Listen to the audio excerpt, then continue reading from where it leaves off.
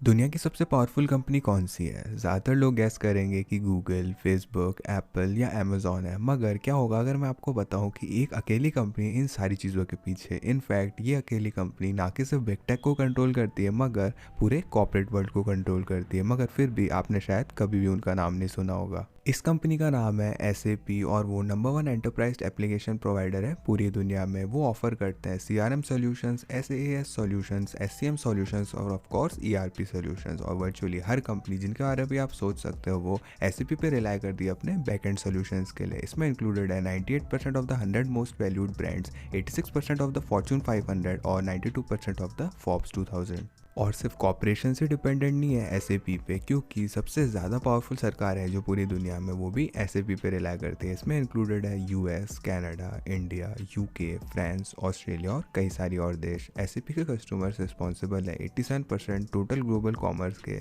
जो कि $46 ट्रिलियन का आता है। और इस चीज़ को कंसिडर करते हुए जो उनका एंटरप्राइज मार्केट में मजबूत पकड़ है, मुझे नहीं लगता आप ये सुन के सरप्राइज हो गए कि नेचर से ही एसएपी की स्ट्रॉन्ग पकड़ है कंज्यूमर मार्केट में भी। इनफैक्ट 77% पूरे दुनिया का ट्रांजैक्शनल रेवेन्यू एसएपी के थ्रू जाता है। ये वूपिंग $16 ट्रिलियन पर ईयर के मामले में आता है आंकड़े की बात करें तो। इतनी सारी पावर के साथ आपको ये लगेगा कि एसएपी जो है वो इतना अच्छा काम नहीं कर रही होगी जैसे टॉप फाइनेंशियल जाइंट्स नहीं करते हैं जो कि दुनिया चलाते हैं, मगर किसी तरह से उनके 50 सालों की हिस्ट्री में एसएपी ने काफ़ी अच्छी स्टेट को मेंटेन कर रखा है। रियली जो कुछ ही ख़राब चीज़ें आप सुनोगे उस कंपनी के बारे में कि उनके कुछ इंटेलेक्चुअल प्रॉपर्टी लॉसूट्स आए थे कॉम्पिटिटर से और कुछ केसेस थे उनके रिश्वत देने के। इसके अलावा एक कम्युनिटी भी है जो कि सोचती है एसएपी सॉफ्टवेयर ओवर प्राइस्ड और एक्चुअली इतना अच्छा नहीं है, मगर ये कोई भी ईवल ऑफेंस नहीं है। एक चीज़ दिमाग में ज़रूर रखना, एसएपी लिटरली ब्लैकमेल कर सकती है पूरी दुनिया को और किसी भी कंपनी को बंद करवा सकती है जिसे वो चाहे। तो जान लेते हैं कहानी एसएपी की, किस तरह से वो दुनिया की सबसे पावरफुल कंपनी बने जिसके बारे में कभी आपने सुना भी नहीं होगा।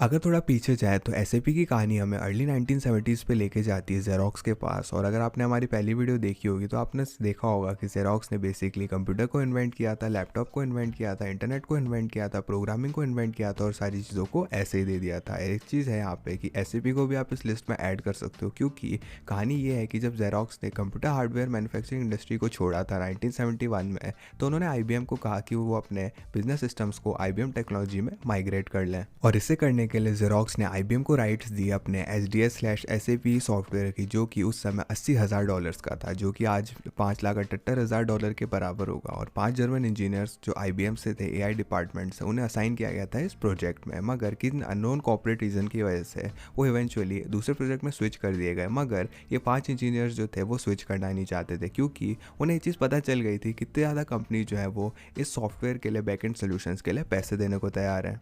तो बजाय किसी दूसरे आईबीएम प्रोजेक्ट में शिफ्ट करने के, जैसा कि उन्हें इंस्ट्रक्ट किया गया था, ये 5 लोगों ने आईबीएम को क्विट करके अपनी खुद की कंपनी शुरू करी जिसका नाम था system analysis and program development या फिर एसएपी, जिसकी शुरुआत करी थी जून 1972 में। जो पहला प्रोडक्ट था उनका वो काफ़ी सीधा था, उसमें काम था ट्रैक करना एम्प्लॉयज़ के पंच कार्ड्स को। आईबीएम जो है इंडस्ट्री लीडर था इसी इंडस्ट्री में, तो इन लोगों को पता था पाँचों को कि करंट सिस्टम्स और उनकी कैपेबिलिटीज़ क्या है। तो जो बिगेस्ट शॉर्टफॉल था आईबीएम पंच कार्ड सिस्टम का वो ये था कि वो सारा डेटा मैकेनिकली रिकॉर्ड करता था और हर रात किसी ना किसी को इस पूरे डेटा को मैनुअली प्रोसेस करना पड़ता था। और ऑब्वियस रीजंस की वजह से ये काफ़ी सही चीज़ नहीं थी और एसएपी ने एम किया कि इस हैसल को एलिमिनेट कर देंगे अपने आरएफ सिस्टम से, बजाय कि आईबीएम के सिस्टम्स की तरह जो आरएफ सिस्टम था वो पंच कार्ड डेटा को इलेक्ट्रॉनिकली प्रोसेस करता था और स्टोर करता था डेटा को एंटरप्राइज वाइड डेटाबेस में। इसकी वजह से जो डेटा है वो ईजिली एक्सेसिबल हो गया किसी भी इंसान के ऊपर जो ऑर्गेनाइजेशन में है, चाहे वो अकाउंटिंग टीम हो या फिर पेरोल टीम हो। हालांकि कन्वीनियंट था, मगर कंपनी को इसके लिए डेटाबेस मेंटेन करने की ज़रूरत थी।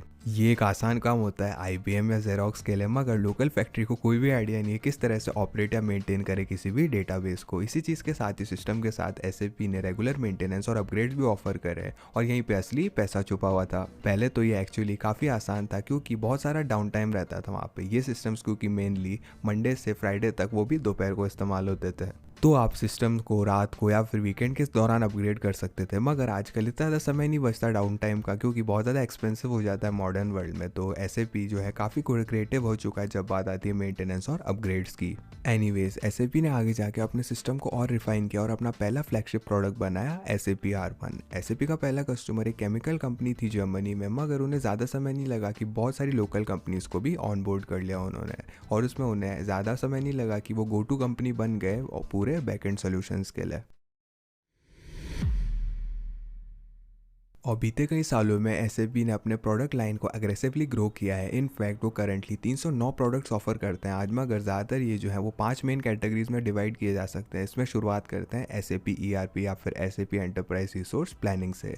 ये रियली कोर है एसएपी का और यही से सारे मेन फंक्शन कवर करता है किसी भी बिजनेस को जिसकी ज़रूरत होती है। इसमें इंक्लूडेड है supply chain management, product life cycle management, human capital management, financial management और कस्टमर रिलेशनशिप मैनेजमेंट सॉफ्टवेयर। ये सारे एग्जैक्टली वही चीज़ करते हैं जैसा इनका नाम है। जो सप्लाई चेन मैनेजमेंट सॉफ्टवेयर है फॉर एग्जांपल मदद करता है कंपनीज की अपने इन्वेंट्री को ट्रैक करने में, डिमांड को एनालाइज करने में, प्रोजेक्शन ऑफ सप्लाई रिक्वायरमेंट्स को एनालाइज करने में, साथ साथ लॉजिस्टिक्स को मैनेज करने में और कई सारी चीज़ें। इसी तरह से जो फाइनेंशियल मैनेजमेंट सॉफ्टवेयर है वो आसान कर देता है एक्सपेंडिचर्स को ट्रैक करना, टैक्सेस को कैलकुलेट करना, एसेट्स को मैनेज करना और ये इंश्योर करना कि आप गवर्नमेंट के रेगुलेशन से कंप्लाई करते हो। अगर एक कंपनी आपको कहती है कि वो एसएपी का इस्तेमाल कर रहे हैं तो प्रोबेबली वो ईआरपी प्रोडक्ट्स की बात कर रहे हैं। अगर नहीं तो मोर देन लाइकली है कि वो अपने एसएपी के सेकंड मोस्ट पॉपुलर ऑफरिंग की बात कर रहे हैं जो कि है एसएपी S4 हैना। ये एक्चुअली एक रिलेटिवली न्यू प्रोडक्ट है एसएपी से, क्योंकि 2015 में रिलीज हुआ था। ये एसएपी S4 हैना बेसिकली एक अपग्रेडेड वर्जन है एसएपी ईआरपी का।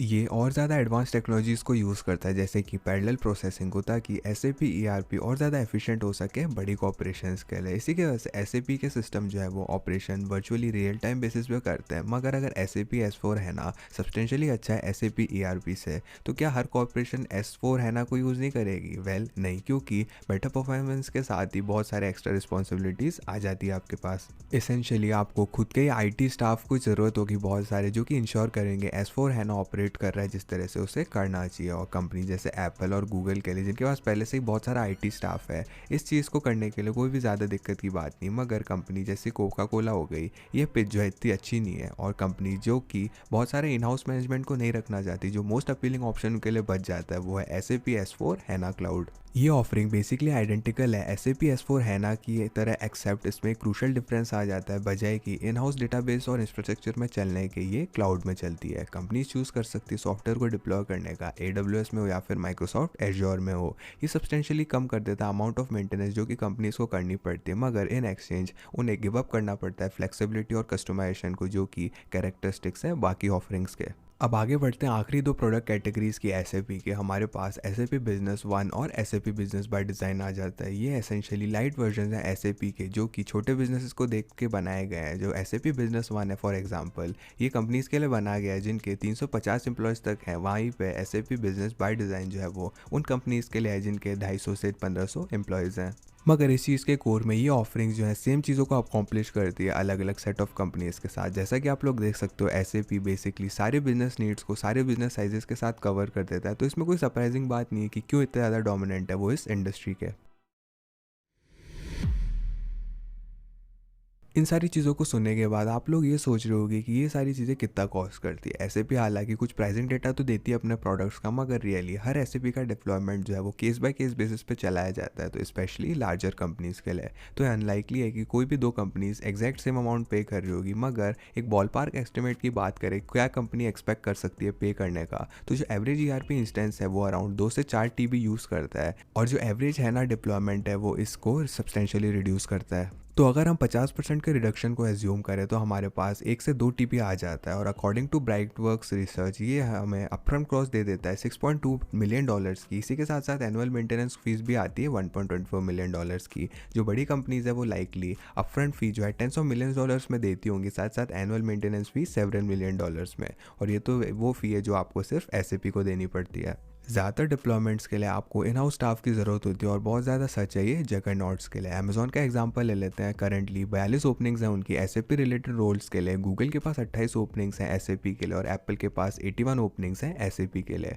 और ये तो सिर्फ ओपन रोल्स हैं। इन सारी कंपनीज़ के पास कुछ 100 या कुछ हज़ार फुल टाइम स्टाफ होगा जो कि सिर्फ इन सिस्टम्स को मेनटेन करता है। और क्योंकि सॉल्यूशन आर्किटेक्ट्स काफ़ी ज़्यादा सैलरी लेते हैं, ईआरपी जो है इन कंपनीज़ को hundreds of millions if not billions dollars cost करती है हर साल। मगर जो सच्चाई ये है कि इससे बचने का कोई भी तरीका नहीं है। रियली एक ही तरीका है कि आप ओरेकल का इस्तेमाल करो या फिर जो सेम अमाउंट चार्ज करता है आपसे, या फिर आप खुद का इन हाउस सिस्टम डेवलप कर सकते हो, मगर वो और ज़्यादा एक्सपेंसिव पड़ता है। इसी के साथ ही एक कंपनी को डिस्ट्रैक्ट कर देगा अपने मेन कोर बिजनेस को ग्रो करने से। और बेसिकली हर एंटिटी जिसके बारे में आप सोच सकते हो वो SAP, ओरेकल या फिर दोनों का कॉम्बिनेशन को इस्तेमाल करती है। और इन सारी पावर को देखा जाए तो आपको लगेगा कि SAP अच्छा काम नहीं कर रही होगी, मगर जैसा कि हमने डिस्कस किया, हालांकि कुछ डिस्कशन चलता है वेदर SAP के प्रोडक्ट एक्चुअली वर्थ इट है या नहीं, मगर इतना ज़्यादा डिस्कशन नहीं चलती रिगार्डिंग क्या नैतिक भी है कंपनी या नहीं। वैसे सच्चाई तो बिल्कुल एग्जैक्ट अपोजिट है, क्योंकि SAP के एम्प्लॉयज़ एक्सट्रीमली खुश हैं कंपनी से और उसकी लीडरशिप से। SAP के पास 26,000 रिव्यूज़ है ग्लासडोर पे और जो एवरेज रेटिंग है 4.4 स्टार्स की।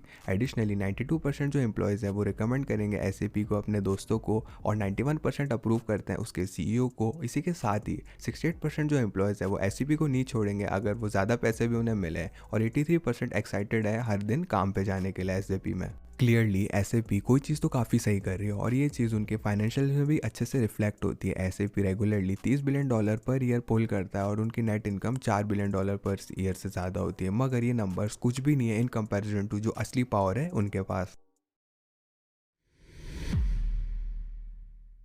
इन दी एंड हम लोग हमेशा कंप्लेन करते हैं X या Y कंपनी उसके पास मोनोपोली है और कुछ ज़्यादा ही पावर है, मगर ज़्यादातर समय ये होता है कि जो मोस्ट पावरफुल कंपनीज़ हैं वो बैकग्राउंड कंपनीज़ होती है जिनके बारे में हमने कभी भी नहीं सुना। SAP जो है वो इन कंपनीज़ में से ही आता है और बेसिकली सारा बिजनेस सॉफ्टवेयर कंट्रोल करता है जो कि पूरी दुनिया इस्तेमाल करती है। अगर ये सारी पावर गलत हाथों में चले जाए तो किसे पता क्या हो सकता है, मगर अब तक तो SAP जो है वो काफ़ी ज़्यादा क्वालिफाइड दिख रहा है इस रिस्पॉन्सिबिलिटी को हैंडल करने में। आगे बढ़ता है ऐसा नहीं लगता SAP कहीं भी जाने वाला है। इनफैक्ट कोई भी बात हो तो ऐसा लगता है कंपनी शिफ्ट कर रही है ओरेकल से SAP में ग्रेटर फ्लेक्सिबिलिटी के लिए और साथ ही साथ ओरेकल के एंटिक्स को छोड़ने के लिए इंटेलेक्चुअल प्रॉपर्टी से। तो ये अच्छा होगा कि अगर आप लोग SAP पे नज़र रखो, क्योंकि वो अभी यहीं रहने वाले हैं और वो मजबूत से मजबूत ग्रो करने वाले हैं डे बाय डे। मगर ये चीज़ मैं सोचता हूँ कि आपको SAP के बारे में पता था, कमेंट करके ज़रूर बताना। साथ साथ इस वीडियो को लाइक कीजिएगा अगर आप उम्मीद करते हो SAP को थोड़ा और कंपटीशन मिले, और ऑफ कोर्स हमारे डिस्कॉर्ड कम्युनिटी को ज्वाइन कीजिएगा फ्यूचर वीडियो आइडियाज़ देने के लिए, और चैनल को सब्सक्राइब कीजिएगा बाकी क्वेश्चंस लॉजिकली आंसर देखने के लिए। मैं था चिरंजीव, मैं मिलता हूँ आपसे अगली वीडियो में।